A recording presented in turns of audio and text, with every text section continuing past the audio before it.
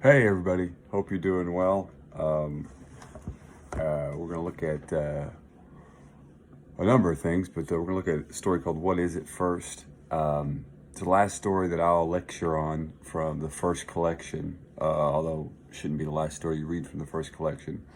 But I think it provides a nice transition into the second collection. Again, the first collection is full of stories about characters sort of on the brink. I think What Is It may be the best of those, and that kind of leads us into the middle collection, perhaps certainly the darkest collection for Carver, most existential. What we talk about when we talk about love, which are stories, basically most of which set in some sort of aftermath. What Is It is a type of story that if I had a student tell me she's going to write a story like this for class, I'm going to say be very, very careful because it's tough to do because you basically have a story where one character is at home by himself for 80% of the story, and you have to create some drama there. And Carver does that very, very well. And I think it's important to note how he does that, how he creates that dramatic conflict. And the one most obvious way is by constantly keeping some sort of pressure on Leo, psychological, emotional, physical to an extent, in terms of what he's putting in his body as well. You have the alcohol. You really see the alcohol sort of play a role in this. It's interesting. The book I'm teaching out of now. The book that I have most of my notes in is sort of a selected stories from Carver. It's not all of his stories like you have. I have that book too, obviously, but most of my notes are in here. But what's interesting is this story was. My cat's gonna make an appearance. This story was retitled "Are These Actual Miles?" from the original title of What Is It? And I think "Are These Actual Miles?" obviously that connects metaphorically to the story, but I've always liked the title "What Is It?" because it just speaks to that confusion, that paranoia that infests Leo once they've gone to these lengths. Again, we have characters who feel like they have sort of one choice. If they can just get this one thing settled, their lives are going to turn it around. It may be the most crystallized, actually, version of this we see so far. In this case, it's they got to get rid of this nice, fancy car before the bankruptcy people come in. It's the only way they're going to get any money out of it. And on Monday, things are going to turn around. New Leaf Monday, I just like to call it. I want to point out, too, this. I just mentioned the collection. An old friend got this for me a long, long time ago. This is the first edition of this book. And the inscription that he got, the friend bought it used.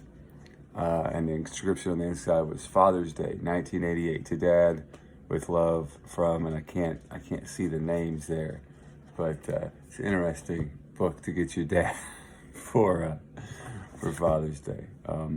Nonetheless, so talk about these great opening lines from Carver. I think this is one of my favorites. Fact is, the car needs to be sold in a hurry, and Leo sends Tony out to do it. So we see a repeating motif here of sort of the woman being forced into a position where she's selling herself.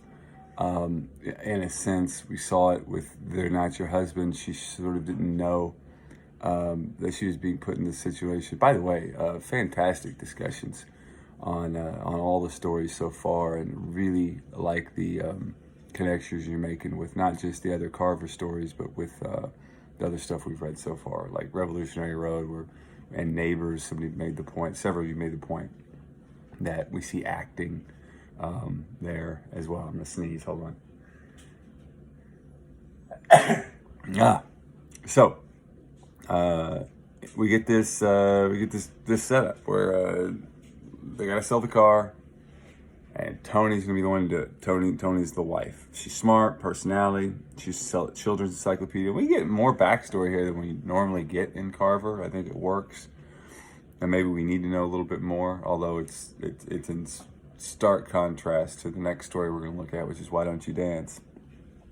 In fact, they met through her trying to sell children's encyclopedias. He didn't have kids at that point, but they still went on a date anyway. The deal has to be cash, has to be done tonight. Tomorrow, somebody they might owe, slap a lien on the car. Monday, they'll be in court, home free. But word went out yesterday. The hearing on Monday is nothing to worry about. The lawyer said they'll be asked some questions. They'll sign some papers. That's it. But the convertible today has to be done today. So Tony dresses up.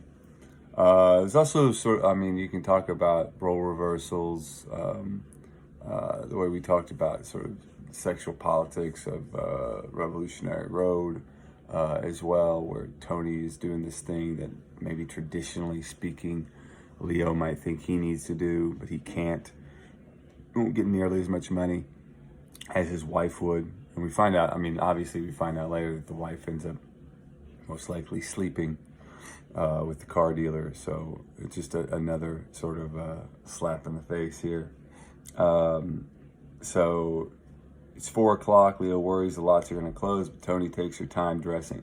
Note every bit of tension that gets placed on Leo here in this story. That's what creates the dramatic conflict. That's what creates the circulation in the story. Just the fact that, okay, she's taking too much time. She's going to be too late, but she's taking too much time because she has to look good. Why does she have to look good? She has to look good because not only is she selling the car, but she's sort of selling herself to be able to sell the car. All this puts this tremendous pressure on Leo. Not to mention Tony, and several of you mentioned this in the forums too, about really not getting to see Doreen's point of view and how she feels. It's interesting to kind of hypothesize what that might be.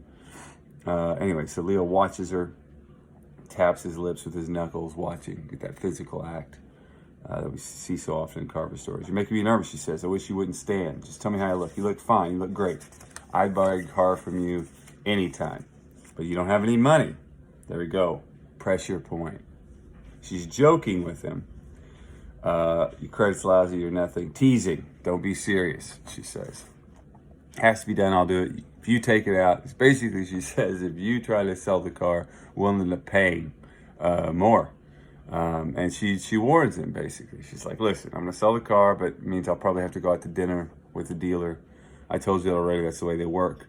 I know them, but don't worry. I'll get out of it. I can handle it.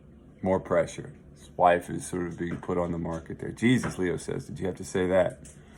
She looks at him. Wish me luck. Luck, he says. You have a pink slip? She nods. He follows her through the house, a tall woman with small high bust, broad hips, and thighs. He scratches a pimple on his neck. Note that the description, her physical description, comes after a little bit of dialogue, and it's when he's processing her as perhaps somebody else might process her, another man might process her. He's seeing her now as this sort of object that is being used to sell the car. And note the contrast when he sees her physical shape. She looks good. She's got her makeup on. And in contrast with the physical action he does, he picks at a pimple. So it's like beauty, all this stuff. And then you get him picking at a flaw on himself. So this inferiority is self-consciousness. I have the pink slip. Make sure. Call. Let me know what's going on. I'll call. And then we get the Carver phone call like times 1,000 in this story. It becomes this sort of haunting thing. I'll call. Kiss, kiss. Here, careful. And she just points to the corner of her mouth. So she doesn't even kiss him full on the lips. He holds the door for her. Where are you going to go try first? He says. She moves past him on the porch. Then we get this great